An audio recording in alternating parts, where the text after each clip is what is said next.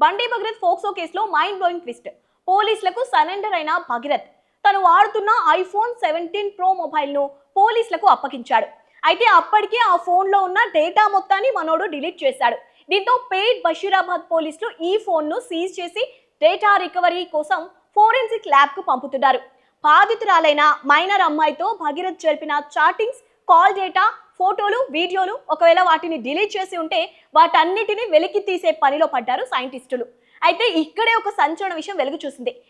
పోలీసులు కేవలం ఆ ఒక్క అమ్మాయి డేటా మాత్రమే కాకుండా గత ఏడాది కాలంగా భగీరథ్ ఇంకెంతమంది అమ్మాయిలతో టచ్ లో ఉన్నాడు, వారికి ఎలాంటి మెసేజ్లు పంపాడు, ఇంకెవరినైనా ఇలాగే ట్రాప్ చేశాడా అనే కోణంలో సంచలన డేటాను బయటకు తీయబోతున్నారు. సాధారణంగా ఐఫోన్ సెక్యూరిటీని బ్రేక్ చేయడం కష్టం అంటారు. కానీ ఫోరెన్సిక్ ల్యాబ్ అధునాతన టెక్నాలజీతో డిలీట్ చేసిన డేటాను కూడా గుంజే అవకాశం ఉంది.